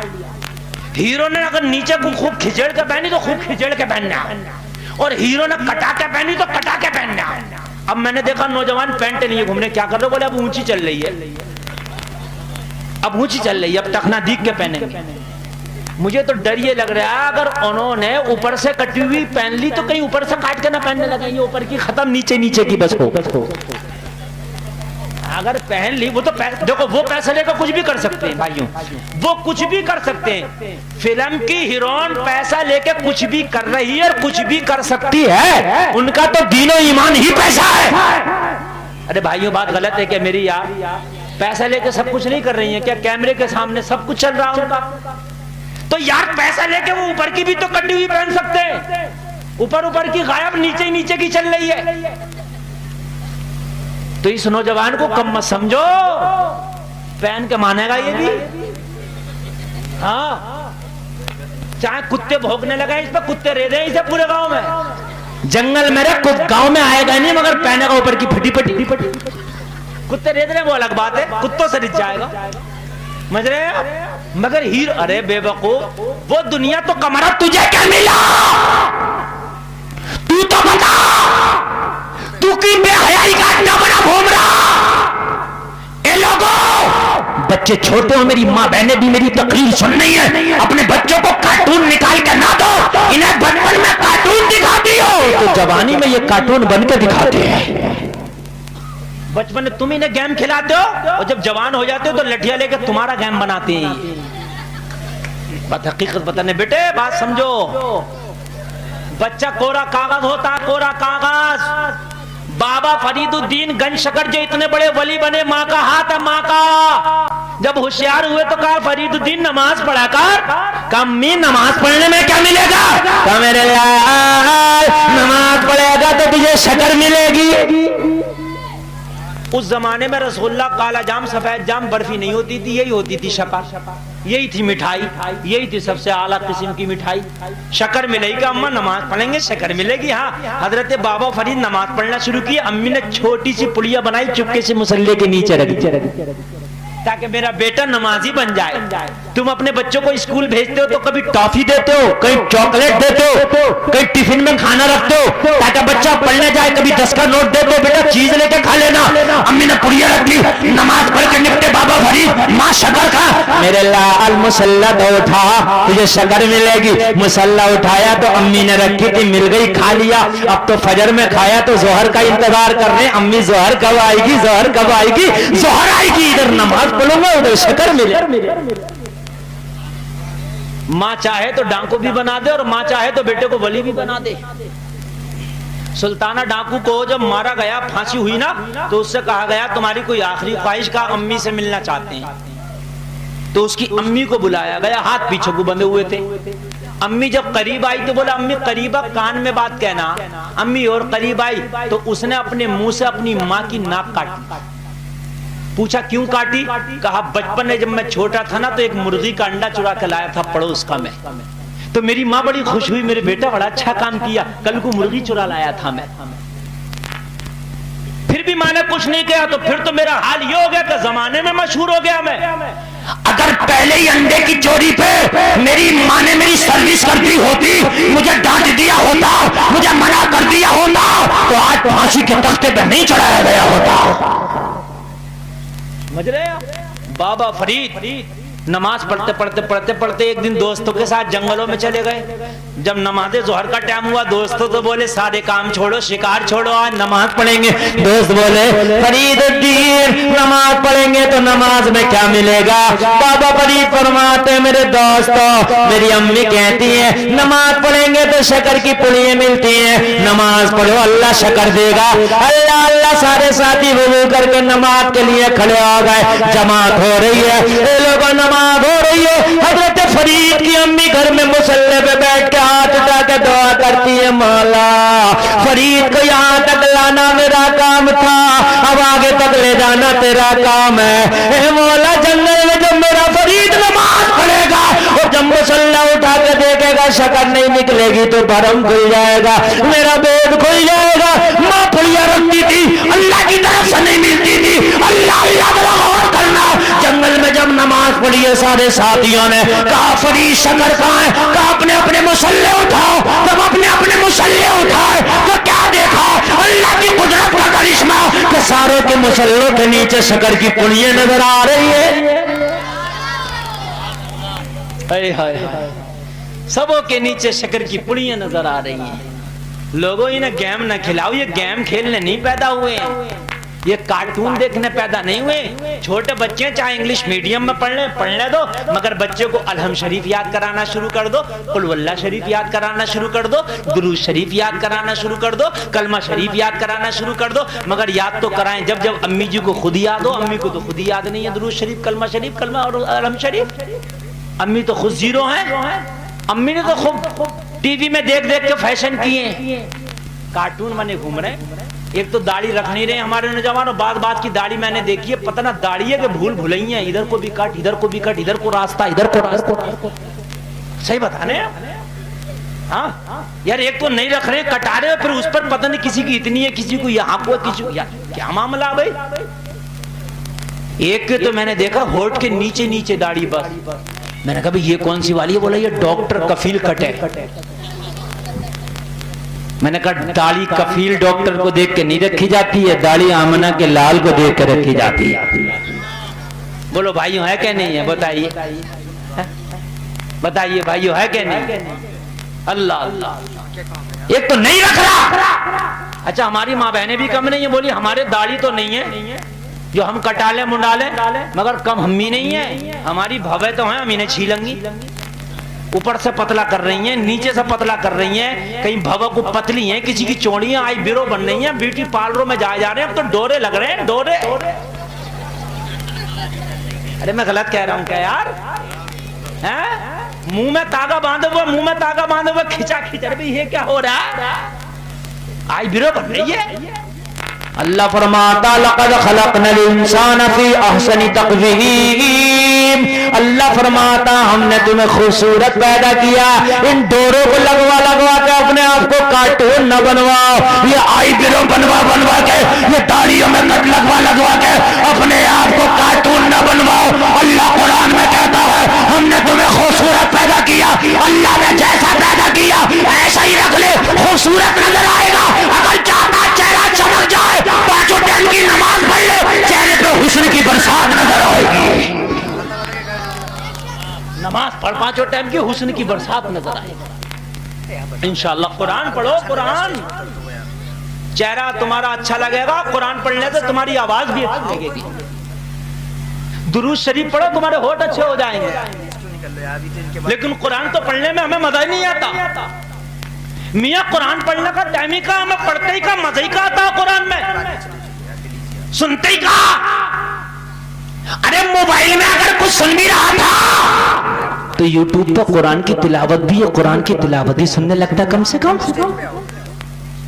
نہ وہ نہیں سنے گا، جب سنے گا تو ٹیڑھی بیڑھی چیز ہے، مزہ ہی نہیں آ رہا۔ اے لوگوں مزہ تو جب آئے قرآن سننے میں، جب تو دل سے قرآن سنے گا۔ قرآن تو وہ اللہ کی کتاب ہے کہ اگر سنو تو اگر پڑھنے لگا تو سمندر کی مچھلیاں سننے لگے، اگر پڑھنے لگا شہد کی مکھیاں سننے لگے، اگر پڑھنے لگا زمانہ سنے۔ قرآن تو ایسی کتاب ہے، اگر دشمن کے سامنے پڑھا جائے تو قرآن پڑھ کے، قرآن سن کے دشمن کا دل بھی موم ہو جاتا، دشمن کا دل بھی نرم ہو جاتا۔ اے لوگوں تاریخ اٹھا کے دیکھو، تاریخ اٹھا کے دیکھو، علامہ پیر کرم شاہ ازہری فرماتے ہیں ابو جہل قرآن کا سب سے بڑا مخالف تھا، ابو جہل سب سے بڑا کٹر کافر تھا، مکہ کا بہت بڑا کافر تھا، مکہ کے اندر دہشت پھیلا رکھی تھی۔ ایک دن میٹنگ کرنے لگا، میٹنگ کر کے سب سے کہنے لگا یہ تو بتاؤ محمد عربی کا جو لایا ہوا مذہب ہے، یہ مذہب اسلام اتنی تیزی سے کیوں مکہ کے اندر پھیلتا چلا جا رہا، جسے دیکھو اسلام میں داخل ہوتا چلا جا رہا، آخرکار وجہ کیا ہے؟ محمد عربی مال سے بھی نہیں خریدتے، اس لیے کہ ان کے پاس مال بھی نہیں ہے۔ پھر محمد عربی کی بات لوگ کیوں مان رہے ہیں؟ تو کسی نے کہا تھا ابو جہل تجھے پتا نہیں ہے محمد عربی پہ جو کتاب نازل ہو رہی ہے جسے قرآن کہتے ہیں وہ کمال کی کتاب ہے، محمد عربی کی زبان سے جو قرآن سن لیتا ہے وہ محمد عربی کا کلمہ پڑھ لیتا ہے۔ ارے عمر کو نہ دیکھا کتنے کٹر آدمی ہیں، کتنے سخت دل ہیں، لیکن جب تلوار لے کے نبی کی گردن کاٹنے چلے تھے، گھر میں جب بہن کی زبان سے قرآن سنا تو عمر نے کلمہ پڑھ لیا۔ قرآن لاجواب کتاب ہے، ابو جہل کا قرآن ایسی کتاب ہے، آدمی ایسے سنتا ہاں تو ابو جہل نے دل میں ارادہ کیا جب یہ بات ہے، کسی سے کہا نہیں، اس لیے کہ اگر کسی سے کہے گا تو لوگ یہ کہیں گے اگر تجھے قرآن سننا ہی ہے تو پھر قرآن والے کی مخالفت کیوں کرتا؟ رات میں جب مکہ کے سارے لوگ سو گئے، ابو جہل اپنے گھر سے اٹھا، نبی کے گھر کی طرف چل دیا۔ میرے نبی اپنے گھر میں قرآن کی تلاوت کر رہے ہیں رات کے وقت۔ ابو جہل نبی کی دیوار سے کان لگا کے کھڑا ہو گیا، نبی کا قرآن سننے لگا۔ کہہ دو سبحان اللہ۔ ابو جہل کھڑا کھڑا قرآن سن رہا تھا، سنتے سنتے ابو جہل نے نگاہ اٹھا کے دیکھا نا تو برابر میں ایک شخص اور کھڑا ہوا نبی کا قرآن سن رہا ہے۔ ابو جہل نے سوچا یار اگر اس نے مجھے دیکھ لیا کہ میں قرآن سن رہا ہوں تو پورے مکہ میں کہہ دے گا کہ ابو جہل دن میں تو محمد عربی کی مخالفت کرتا مگر رات کو جا کے یہی قرآن سنتا، میری تو یار پارٹی ہلکی ہو جائے گی، سارے لوگ مجھے نکار دیں گے، میری سرداری چلی جائے گی۔ ابو جہل نے آگے بڑھ کے اسے پکڑ کے جب دیکھا تو وہ ایک اور مکہ کا کافر تھا، نام اخنس تھا، وہ قرآن سن رہا تھا۔ ابو جہل بولا تو کیا کر رہا ہے؟ تو کیا کر رہا ہے؟ اخنس بولا ہم سے بعد میں پوچھنا کیا کر رہا، پہلے تو بتا تو کیا کر رہا ہے۔ ابو جہل بولا میں تو ادھر سے گزر رہا تھا تو ایسے ہی مجھے آواز آئی تو آگے بولے جھوٹ مت بول، سچ بتا نبی کا قرآن سننے آیا ہے۔ کہا تجھے کیسے پتا؟ اخنس بولا اصل میں خود نبی کا قرآن سننے آیا۔ ذرا زور سے بولو یار سبحان اللہ۔ اللہ اللہ۔ ابو جہل نے کہا اخنس تو نبی کا قرآن تو سننے کے لیے آیا ہے، لیکن اگر کسی کو پتا چل گیا کہ تو نبی کا قرآن سن رہا تھا تو مکہ سے ہمارا بائیکاٹ کر دیا جائے گا۔ تو اخنس بولا تو بھی کسی سے مت کہنا، میں بھی کسی سے نہیں کہوں۔ بولے بات تو ٹھیک ہے مگر ابو جہل بولا اب بتائیے، اب آ گیا تو آج تو میں نے دیکھ لیا، کل کو کوئی اور دیکھ سکتا۔ تو اخنس بولا مجھے تو روک رہا مگر آئیے خود بھی مت، کبھی پتہ چلا مجھے روک دیا خود آ گیا۔ بات سمجھ رہے ہیں کہ نہیں سمجھ رہے ہیں؟ اخنس بولا تو بھی مت آنا، ہم بھی نہیں آئیں گے، دونوں بولے نہیں آئیں گے، گھر چلے گئے۔ آدھی رات آئی، نہ ابو جہل کو نیند آ رہی ہے نہ اخنس کو نیند آ رہی، دونوں بے قرار، ابو جہل بھی بے قرار، اخنس بھی بے قرار، دونوں کو نیند نہیں آئی کیونکہ قرآن جو سن لیا تھا اس کی ایسی چسک لگی۔ ابو جہل اٹھا سوچنے لگا یار جو ہوگا دیکھا جائے گا، اخنس سے تو رات منع کری وہ تو آگا نا، چپکے سے جا کے تھوڑی دیر سن کے آگے سو جاؤں گا، اسے کیا پتا چلے گا میں گیا تھا، اخنس تو آگا نہیں۔ اخنس نے بھی سوچا یار ہم تو کئی دن سے جا کر سن رہے تو قرآن، یہ ابو جہل کہاں سے رات آ گیا، بڑا مزہ آ رہا تھا، آج نہیں جا رہے، یہ تو آگا نہیں، چپکے سے جا کر میں تھوڑا سا سن لیتا ہوں۔ ادھر سے اخنس آ گیا، ادھر سے ابو جہل آ گیا، دونوں پھر نبی کا قرآن سننے لگے۔ زور سے بولو ذرا سبحان اللہ۔ دونوں کے دونوں پھر نبی کا قرآن سننے لگے۔ جیسے ہی نبی کا قرآن سننے لگے ابو جہل نے پھر پکڑ لیا۔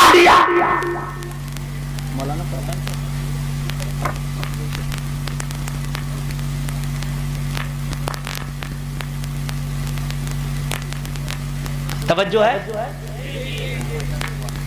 اللہ اللہ، بس توجہ کیجئے گا، میں نے گھڑی دیکھ لی، میرا ٹائم 1 گھنٹہ سے اوپر ہو گئی تقریر، اور مجھے 1 گھنٹہ تقریر بولنا تھی مگر پتہ ہی نہ چلا 1 گھنٹہ کدھر گزر گیا۔ بولو سبحان اللہ۔ اللہ اللہ، آپ بہت اچھا سننے ہیں، آپ بہت اچھے لوگ ہیں، بہت اچھے لوگ ہیں، ماشاءاللہ سبحان اللہ۔ اب نعرہ مت مارو، نعرے کا ٹائم نہیں ہے، اب توجہ کیجئے گا۔ اخنس بھی ابو جہل نے آ کر پکڑ لیا، کیوں رے کل تو منع کر رہا تھا، کیوں آیا؟ اخنس بولا تو مجھ سے تو کرا کیوں، تو کیوں آیا؟ مجھ سے تو کرا کیوں، تو کیوں آیا؟ تو ابو جہل پتا کیا بولا، میں تو تجھے دیکھنے آیا تھا، تو آ تو نہ گیا۔ اخنس بولا جھوٹ مت بول، سچ بتا، تجھے نیند نہیں آ رہی تھی اپنے بستر؟ ابو جہل بولا تجھے کیسے پتا؟ اخنس بولا اصل میں مجھے خود نیند نہیں آ رہی تھی، ایسے بتا۔ ابو جہل بولا بات تو صحیح ہے مگر اب مت آنا یار، اگر اب آ گیا نا تو پھر کوئی معاملہ گڑبڑ کر دے گا۔ بولا ٹھیک ہے نہیں آئیں گے۔ دونوں نے پھر وعدہ کیا نہیں آئیں گے نہیں آئیں گے، لیکن تیسری رات پھر نیند نہیں آ رہی ہے، پھر اخنس آ گیا، پھر ابو جہل آ گیا، دونوں سن رہے ہیں۔ ابو جہل نے آج دیکھا اخنس کا گریبان پکڑ لیا، وہ گریبان پکڑ کے اخنس بولا، اب ابو جہل بولا میں نے منع کیا تھا، آج کیوں آ گیا؟ اخنس بولا غصہ کرنے کی ضرورت نہیں، چلانے کی ضرورت نہیں، گریبان چھوڑ، وہ الگ بات ہے تو نہیں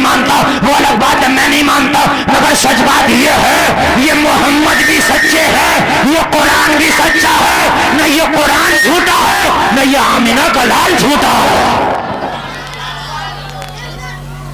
کہا کیسے؟ کہا یہ قرآن کی سچائی ہے جو تجھے مجھے گھر سے لے کے آئی ہے، تو بھی آ گیا میں بھی آ گیا، کہاں سے آ گئے؟ یہ قرآن سچا ہے۔ بات سمجھ رہے ہیں بھائیو نہیں سمجھ رہے؟ قرآن کیا ہے؟ سچا ہے، سچا۔ اللہ اللہ، سنا کرو قرآن، سنا کرو، مسجدوں میں جاؤ تو قرآن پڑھو، گھروں میں جاؤ تو قرآن، توجہ کرنا، قرآن سنا کرو۔ اللہ اللہ۔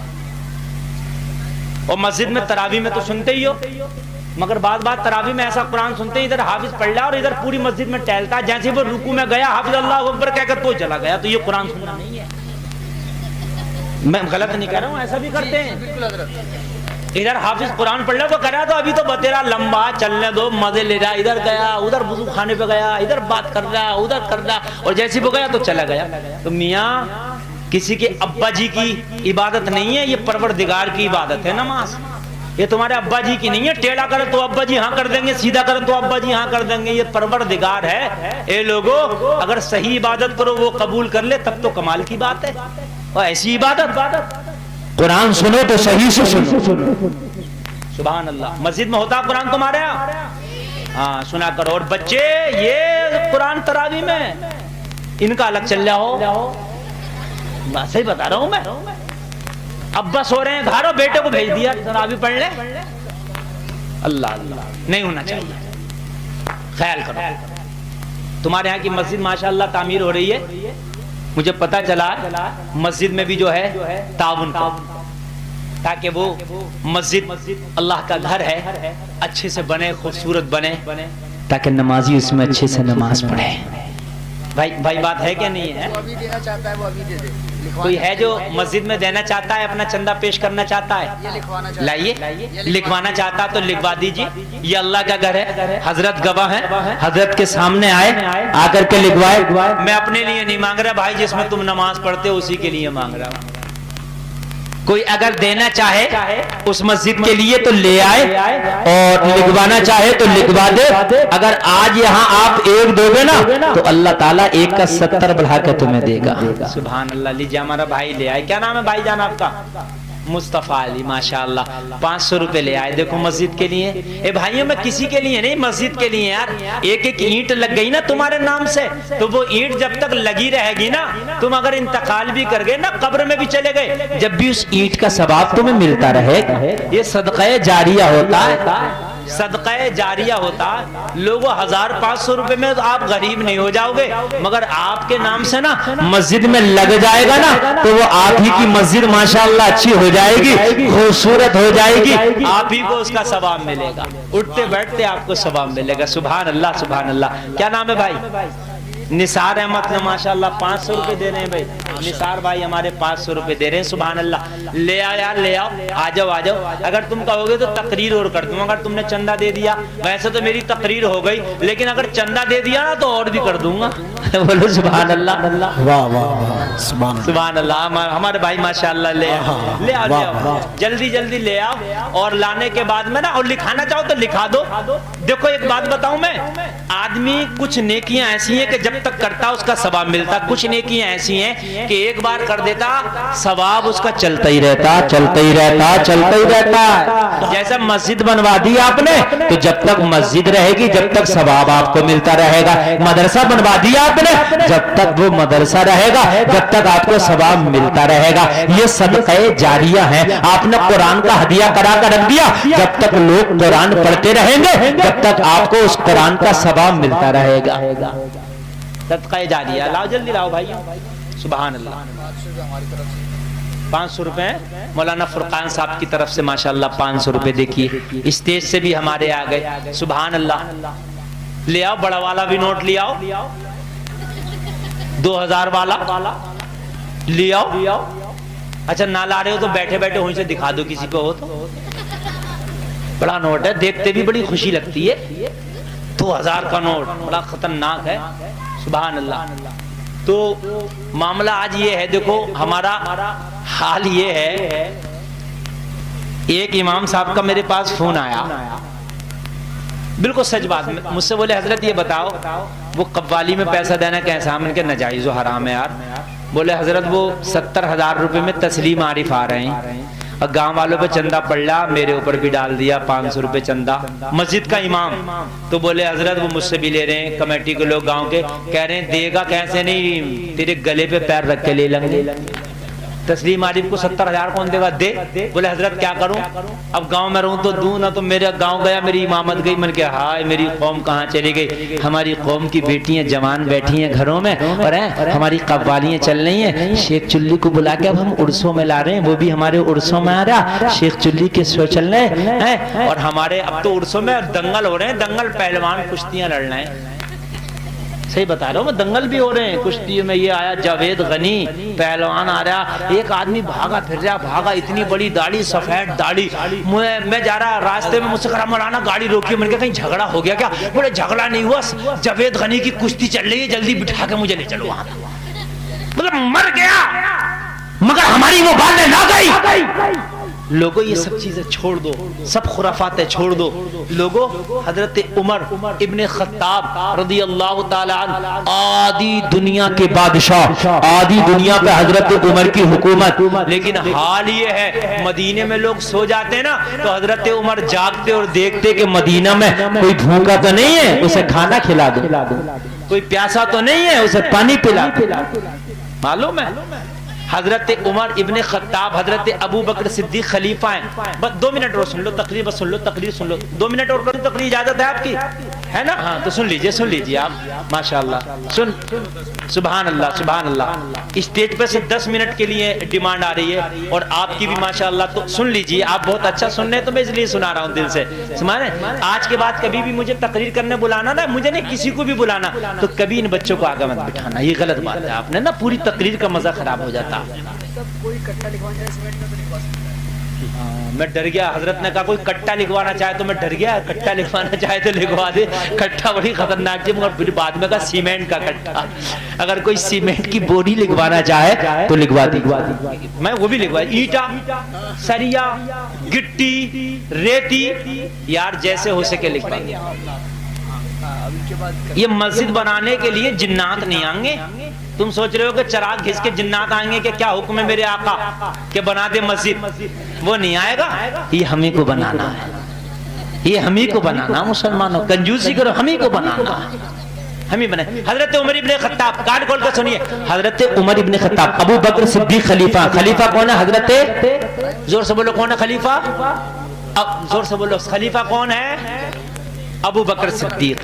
ایک ابو بکر صدیق خلیفہ، حضرت عمر نے اس وقت ایک رجسٹر تھا، حضرت ابو بکر صدیق کی، ماشاءاللہ عورتوں کی طرف سے، اچھا عورتوں کی طرف سے ماشاءاللہ ہیں، ہماری ماں بہنوں نے بھی دیا چندہ اکٹھا کر کے، اللہ انہیں سلامت رکھے، سبحان اللہ۔ اگر ہماری ماں بہنیں تو جس کام کی طرف سیدھی ہو جائیں نا، یہ تو دنیا نہ روک سکتی اس کام کو، نہ صحیح بتا رہا ہوں میں۔ اگر یہ چاہیں کہ مسجد بنا نہیں ہے تو دنیا نہ روک سکتی، شوہر بھی نہ روک سکتا۔ ہوم منسٹر کی زیادہ چل رہی ہے، ہاں جیسے ہمارے بھارت میں گرہ منتری کی زیادہ چل رہی ہے، بات ہے کہ نہیں ہے؟ یہ گرہ منتری جب سے کیا بنا کہ NRC پینارسی جب ہی سے آ گئی، جب سے یہ گرہ منتری بنا، موٹا بھائی بات سمجھ رہے ہیں کہ نہیں سمجھ رہے ہیں آپ؟ اللہ اللہ ذرا غور کرو۔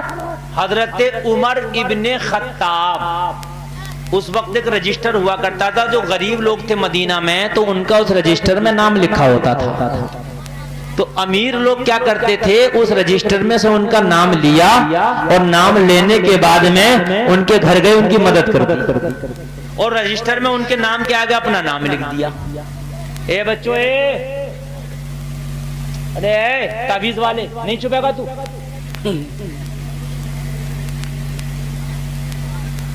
مجھے بہت باخدا، بہت میں نے تقریر کر دی، مگر خدا کی قسم مجھے بالکل مزہ نہیں آیا، پوری میری تقریر کا مزہ ان بچوں نے خراب کر دیا۔ میں نے کر دی، چونکہ اب اگر آپ مجھے تو آپ نے بلایا، اگر آپ اس سے بھی برا ماحول کر دیتے میں تب بھی کرتا تقریر، مجھے تو بھائی آپ کرنا تقریر جب آپ نے بلایا تو، لیکن مزہ نہیں آیا۔ کیا پتہ ہی نا عمر ابن خطاب کون ہے؟ حضرت عمر ابن خطاب توجہ کرنا، بس میں یہ واقعہ سنا دوں پھر میں بات ختم کروں. حضرت ابو بکر صدیق خلیفہ، ایک رجسٹر تھا، رجسٹر میں سارے غریبوں کے نام لکھے جاتے تھے. اس میں جو امیر کسی غریب کا مدد کرتا تھا، اس کے بچوں کا کھانے پینے کا انتظام کرتا تھا، تو اس غریب کے آگے اس امیر کا نام لکھ دیا جاتا تھا. جیسے مثال کے طور پر گاؤں میں مدرسہ چل رہا ہو آپ کے، تو مدرسے میں جو بچے رہتے ہیں اس میں بچوں کو ایک ایک بچوں کو لے لیتے ہیں، بھئی یہ ہمارے گھر کھانا کھائے گا، یہ ہمارے گھر کھائے گا، یہ ہمارے گھر کھائے گا. اس طرح سے ہوتا بھائی نہیں ہوتا؟ ایسا ہوتا. تو ایسے ہی اس رجسٹر میں غریبوں کے آگے امیر کا نام لکھ دیا جاتا تھا، وہ امیر اس کی کفالت کرتا تھا، اس کا خرچہ اٹھاتا تھا. یہ کام حضرت عمر کا حال یہ تھا کہ ٹاٹ کا لباس پہنتے تھے، ببول کا کانٹا لگاتے تھے، غربت بہت تھی. حضرت عمر کے حالات تھوڑے سے اچھے ہوئے تو حضرت عمر نے اپنی گھر مشورہ کیا کہ ہم بھی کیوں نہ کسی غریب کو گود لے لیں، کیوں نہ ہم بھی رجسٹر میں اپنا نام لکھا کے مدینے کے کسی غریب کی مدد کریں. تو گھر والوں نے مشورہ دیا، بہت اچھی بات ہے. حضرت عمر آئے اور اس رجسٹر کو اٹھایا، دیکھا اس میں کوئی غریب ایسا ہو جس کے آگے کسی امیر نے اپنا نام نہ لکھا ہو، ابھی اس کی مدد کوئی نہ کرتا ہو، تو اس کے آگے میں اپنا نام لکھ کے اس کی مدد کروں گا. حضرت عمر نے دیکھا تو ایک عورت تھی، ایک خاتون تھی جس کے شوہر کا انتقال ہو گیا تھا، چھوٹے چھوٹے بچے یتیم تھے، بڑی غریب عورت تھی. وہ رجسٹر میں نام تو لکھا تھا مگر اس کے نام کے آگے کسی امیر کا نام نہیں لکھا تھا. حضرت عمر نے سوچا یہی غریب عورت ہے، لاؤ اس کی کفالت میں کر لیتا ہوں، اس کے بچوں کو کھانے کا انتظام میں کیا کروں گا. حضرت عمر نے اس کا ایڈریس اتار کے جیب میں رکھ لیا اور اپنا نام اس کے نام کے آگے لکھوا دیا، نوٹ کرا دیا. اب حضرت عمر جب رات ہوئی نا، رات مدینہ کے لوگ سو گئے تو حضرت عمر اس کے دروازے پہ پہنچے، جا کے دروازہ کٹکھٹایا. حضرت عمر نے دروازہ کٹکھٹایا، چھوٹا بچہ دروازے پہ آیا. حضرت عمر نے فرمایا بیٹا اپنی امی سے کہہ دو کہ آج تمہارے گھر کا خادم آیا ہے، جو بھی کام ہو وہ میں کر دوں گا، اگر تمہارے برتن جھوٹے ہو دھو دوں گا، کپڑے تمہارے گندے ہو دھو دوں گا، اگر بیٹا کھانے کی ضرورت ہے بتاؤ لا دوں گا. اللہ اللہ. بچہ ماں سے جا کے بولا ماں کوئی خادم آیا ہمارے دروازے پہ، وہ اجازت چاہتا گھر کا کام کرنے کی، وہ اجازت چاہتا ہے، وہ اجازت چاہتا ہے گھر کا کام کرنے کی، وہ اجازت چاہتا ہے ہماری مدد کرنے کی. تو پتا ماں نے کیا جواب دیا؟ ماں نے جواب دیا بیٹا اس سے کہہ دو کسی اور غریب کا دروازہ دیکھ لے، ہمارے گھر میں تو ہمارا خادم آتا ہے اور روزانہ ہمارا کام کر کے چلا جاتا. اللہ اتنا کہنا تھا. بچہ آیا، بچہ آ کے بولا چاچا آپ کسی اور کا گھر دیکھ لیجئے، میری امی تو کہتی ہے ہمارے گھر پہ تو کام کرنے والا روز آتا، کام کر کے چلا جاتا. حضرت عمر نے فرمایا بیٹا نہیں، تمہارے گھر کوئی نہیں آتا ہوگا، اس لیے کہ جو رجسٹر رکھا ہوا اس میں تمہاری امی کے نام کے آگے کسی کا نام ہی نہیں لکھا ہوا. اگر کوئی آتا تو اپنا نام ضرور لکھتا ہو، لیکن نہیں آتا. تمہیں غلط فہمی ہے. بچہ بولا نہیں روزانہ آتا ہے، ہمارے برتن بھی صاف کر کے جاتا ہے، ہمارے گندے کپڑے بھی صاف کر کے جاتا ہے، ہمارے گھر کا بھی کام کر کے جاتا ہے، ہمارے گھر کھانا بھی لا کر دیتا ہے، ہمارے گھر پینے کا انتظام بھی کرتا ہے. حضرت عمر نے کہا کون ہے؟ کہا یہ نہیں پتا کون ہے. آتا ہے تو چہرے پہ نقاب ڈھک کے آتا ہے. آتا ہے تو کیسے آتا ہے؟ چہرے پہ. حضرت عمر نے سوچا عجیب معاملہ، چہرے پہ کیوں نقاب ڈھکتا؟ کا پتہ نہیں، ایک عرصہ ہو گیا آتے ہوئے لیکن آج تک ہم پتہ نہ لگا پائے کہ وہ ہے کون. حضرت عمر نے فرمایا اللہ اللہ وہ کیسا آدمی ہوگا، مدد بھی کرتا اور کتنی چپکے سے کرتا کہ رجسٹر میں نام تک نہیں لکھا. کل کو حضرت عمر نے دل میں سوچا کہ آ کے اس کو رنگین ہاتھ تو پکڑوں گا، یعنی جب وہ کام کر رہا ہوگا گھر کے اندر تبھی آؤں گا، میں دیکھوں گا ہے کون. حضرت عمر آگے جلدی سے عشاء کی نماز پڑھ کے دیکھا نا تو وہ گھر کے اندر ہی موجود تھا، گھر کے برتن صاف کر رہا ہے، اے لوگوں چھوٹے چھوٹے کام کر رہا ہے، بچوں کو کھانا کھلا رہا ہے. اور اس کے بعد میں جب آنے لگا تو بچوں سے بولا کل کا جو دن کا تمہیں ضرورت ہے بتا دو، میں وہ ساری لسٹ بنا لیتا ہوں، جب کل رات کو آؤں گا تو پھر وہ سارا سامان لے آؤں گا. حضرت عمر دروازے پہ کھڑے ہیں، جیسے ہی وہ سارا کام کر کے دروازے سے باہر نکلا حضرت عمر نے دامن پکڑ لیا. اے آنے والے اجنبی یہ تو بتا تو کون ہے جو کام کر کے جاتا ہے، چہرے سے نقاب ہٹا. حضرت عمر کے کہنے پہ وہ ہاتھ جوڑ کے کہنے لگا عمر میرے چہرے کا نقاب نہ ہٹاؤ، یہ پردے کے اندر ہے، پردے میں رہنے دو. حضرت عمر نے فرمایا نہیں آج تو نقاب ہٹانا پڑے گا. حضرت عمر نے اصرار کیا. جب چہرے سے نقاب ہٹا تو پتا کون؟ مسلمانوں کا خلیفہ امیر المومنین ابو بکر صدیق کھڑے ہیں. اللہ حضرت ابو بکر سے فرمایا آپ؟ حضرت ابو بکر نے فرمایا ہاں عمر میں آتا ہوں روزانہ مدد کر کے جاتا ہوں ان بچوں کی. کہا پھر رجسٹر میں تو نام لکھ دیتے. کہا میں نے اس لیے نام نہ لکھا, یہ جو میں بچوں کی مدد کرتا ہوں میں جانوں میرا اللہ جانے, میں نہیں چاہتا کہ رجسٹر بھی جانے. ہائے ہائے بڑی خفیہ اے لوگوں, تمہیں بھی مدد جو کرنا ہے کرو. آپ تو مسجد میں کر رہو ماشاءاللہ, تاکہ دو تو تمہیں دیکھ کے اگر دوسرے لوگ دیں تو وہ بھی سبحان اللہ. آپ کی مسجد ہے, چاہو تو بعد میں دے دینا, چاہو تو آپ ابھی دے دو, چاہو کام چلے تب دے دو, سیمنٹ کی شکل میں دے دو, اینٹیں کی شکل میں دے دو, سریا کی شکل میں دے دو. یہ صدقہ جاریہ ہے. اللہ ہم یہاں خرچ کریں گے, اللہ قرآن میں فرماتا ہے کہ میں اس کو 700 گنا بڑھا کر تم کو میدان محشر میں اس کا بدلہ دوں گا. 5 کٹے دے رہے محمد نبی صاحب. کون؟ محمد نبی صاحب. محمد نبی صاحب ماشاءاللہ 5 کٹا دے دیا. اللہ تعالیٰ قبول فرمائے, سلامت رکھے, ان کے کاروبار میں برکتیں فرمائے, ترقیاں عطا فرمائے. کوئی اور آ جاؤ بھائی 5 کٹوں والا پنجتن پاک کے نام سے اور دے دو.